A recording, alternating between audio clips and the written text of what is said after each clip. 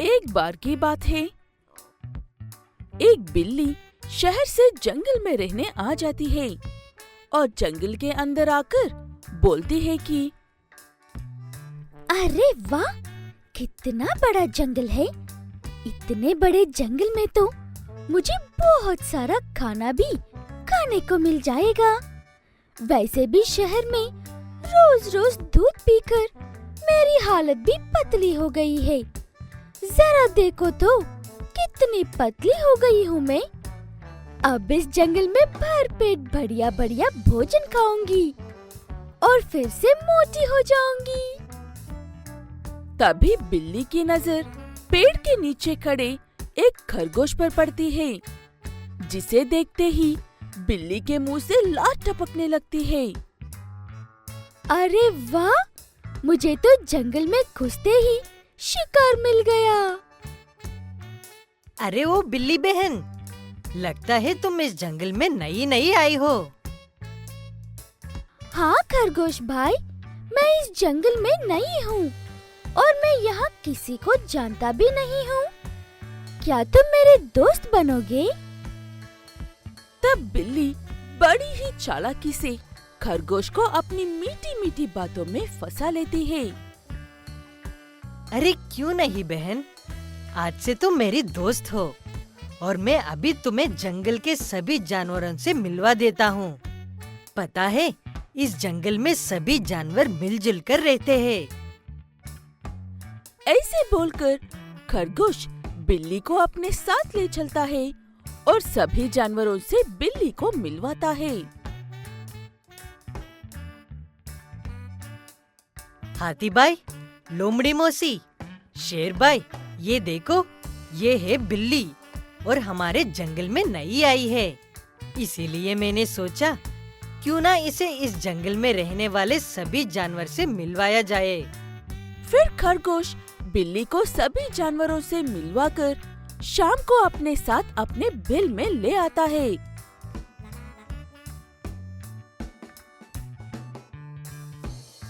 बिल्ली बहन, इसी पेड़ के नीचे मेरा घर है और अब तुम भी मेरे साथ इस घर में रह सकती हो। बिल्ली पेड़ के ऊपर देखती है तो अरे वाह खरगोश भाई, इस पेड़ के ऊपर तो चिड़ियों के घोंसले भी बने हुए हैं और देखो तो इस पेड़ पर कितनी सारी रंग बिरंगी चिड़िया भी है।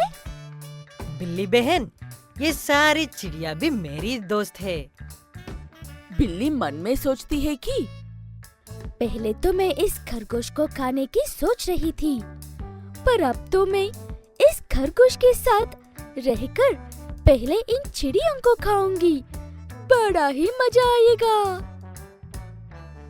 फिर बिल्ली खरगोश के साथ उसके बिल में रहने लगती है और एक रात जब खरगोश गहरी नींद में सो रहा होता है तो बिल्ली बड़ी ही चालाकी से बिल से बाहर निकलती है और पेड़ के ऊपर चढ़कर चिड़िया के घोंसले से चिड़िया के बच्चों को चुपके से पकड़कर खा जाती है।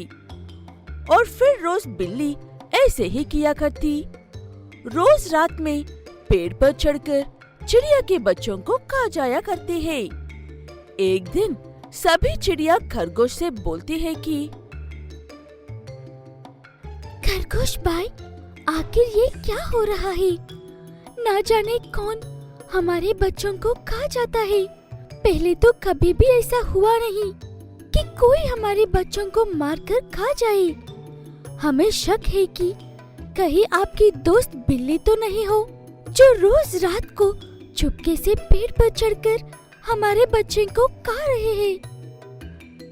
तुम चिंता मत करो चिड़िया बहन, मैं बिल्ली पर नजर रखूंगा और अगर सच में बिल्ली ने ऐसा किया है तो हम सभी जानवर उसे छोड़ेंगे नहीं। उसी रात बिल्ली खरगोश के सोने का इंतजार करती है और खरगोश के सोते ही बिल्ली चुपके से खरगोश के बिल से बाहर निकलकर पेड़ पर चढ़ती है। तभी खरगोश बिल्ली को पकड़ लेता है। अच्छा, तो ये बात है, तुम मेरे साथ रहकर मेरे ही दोस्तों के बच्चे को खा रही थी। मैं अभी शेर भाई से तुम्हारी शिकायत लगता हूँ। बिल्ली हंसते हुए बोलती है कि अच्छा, तो तुम्हें सब पता चल गया है। चलो, अच्छा ही हुआ कि तुम्हें सब पता चल गया। अब मैं तुम्हें ही खाकर अपना पेट भरूंगी। फिर देखती हूँ कि तुम कैसे मेरी शिकायत शेर भाई से लगाते हो। खरगोश बिल्ली की बात सुनकर जैसे ही भागने की कोशिश करता है, बिल्ली खरगोश को बड़ी ही चालाकी से अपने पंजों से दबा लेती है और उसको मारकर खा जाती है।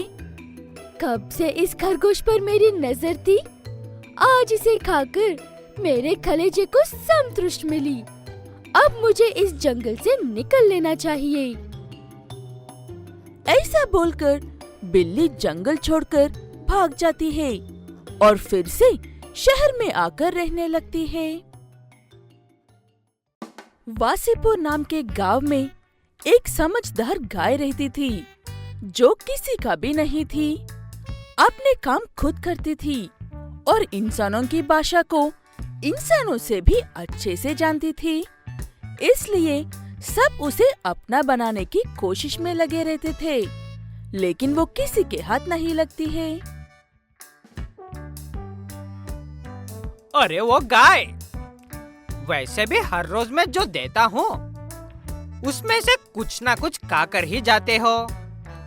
मेरे घर आकर मेरे साथ क्यों नहीं रहते हो?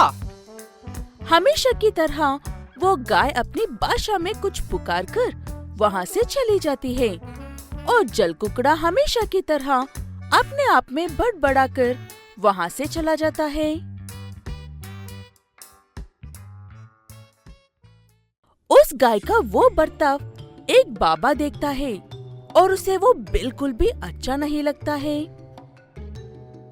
कुछ साल पहले जब ये छोटी थी, मुझे इसका बोलापन अच्छा लगा था, इसीलिए मैंने इसे वरदान दिया था।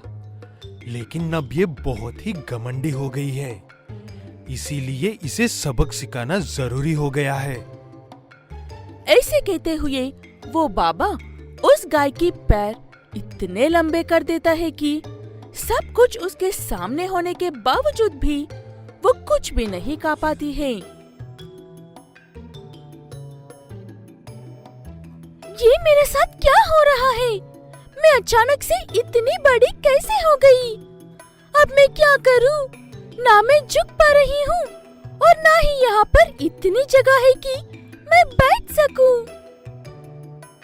ऐसे कहते हुए वो गाय एक एक कदम संभाल संभाल कर रख रही थी। इतने बड़े पैर वाली गाय को देखकर सब डर रहे थे। तभी उसे जलकुकड़ा देख लेता है और उससे ऐसा कहता है, जब तक साधारण थी तब मैंने तुमसे कितनी बार कहा था कि मेरे पास आ जाओ, लेकिन तुमने मेरी बात नहीं मानी। अब मुझे तुम्हारी जरूरत ही नहीं है। देखते हैं तुम क्या करती हो अब। ऐसे कहते हुए जलकुकड़ा वहाँ से चला जाता है। परेशान होकर गांव से बाहर जा रही उस गाय को गजोदर देखता है और हैरान हो जाता है। इतनी बड़ी गाय मैंने आज तक नहीं देखी। ये गाय है या कुछ और है? गजोदर ऐसे कह ही रहा था कि वो गाय अपनी भाषा में कहती है कि उड़ा लो, तुम भी मेरा मजाक या डर कर भाग जाओ यहाँ से। वो गाय ऐसे कहती है और गजोदर उसकी बात समझ जाता है और उसे ऐसा जवाब देता है, मैं भला तुम्हारा मजाक क्यों उड़ाऊंगा बड़ी गाय? मैंने तो बस इतनी बड़ी गाय देखकर हैरान था। अगर तुम अकेली हो और मेरे साथ चलना चाहो तो चल सकती हो। तुम पहले इंसान हो जो मेरी बातें समझ सकते हो और मेरा इतना बड़ा शरीर होने के बाद भी मेरी मदद करने चाहते हो। ऐसे कहते हुए वो गाय खुशी खुशी गजोदर के साथ जाती है। गजोदर के घर के सामने बहुत बड़ी जगह थी। वहाँ पर वो गाय आराम से बैठ जाती है, लेकिन वो घास तक नहीं पहुँच पाती है। इसलिए गजोदर बैठी हुई गाय पर सीढ़ी लगाकर उसे घास खिलाता है। उसके बाद दूध निकलता है। वो दूध सोने का था। वो देखकर गजोदर को अपनी आंखों पर विश्वास नहीं होता है और ना ही उसके पड़ोसी जल कुकड़े को विश्वास होता है। मैं ऐसे लंबी क्यों हुई, ये बात तो मुझे पता नहीं है, लेकिन मुझे बचपन में वरदान मिले थे। उनमें से ही एक ये था कि जो भी मुझे सच मन से खुश करता है, मैं उसे सोने का दूध देती हूँ। वो बात सुनकर गजोदर काफी खुश होता है, लेकिन कुछ भी समझ में ना आने पर भी सोने के दूध को देखकर उसे चुराने की योजना बनाता है जल कुकड़ा और आधी रात को चुपके से गजोदर के घर जाता है और उस गाय से दूध निकालकर देखता है। वो दूध साधारण था। साधारण दूध देखकर जल कुकड़ा को कुछ भी समझ में नहीं आता है। तभी अपने घर के सामने एक नामालूम शख्स को देखकर गजोदर लाठी लेकर आकर जल कुकड़े को खूब मारता है। अपनी खराब इज्जत को और खराब होने से बचाने के लिए जल कुकड़ा वहाँ से भाग जाता है। पता नहीं वो कौन था, जो भी हो, मुझे कल से इन सोने के दूध से अपना और औरों का भविष्य बदलना होगा। ऐसे कहते हुए गजोदर उस सोने की मदद से अपने लिए एक बहुत बड़ा घर बना लेता है और हर जरूरतमंद की मदद करते हुए सुकून से रहने लगता है। गजोदर को इतना बड़ा धनवान बनते हुए देखकर जल कुकड़े की जलन की कोई हद नहीं थी। वो हर रोज अपनी गलती को याद करके खुद को कोसता रहता है। जब वो गाय नहीं आना चाहती थी तब उसके पीछे पड़ा हुआ था और जब उसे जरूरत थी तो मैंने अकड़ दिखाकर छोड़ दिया।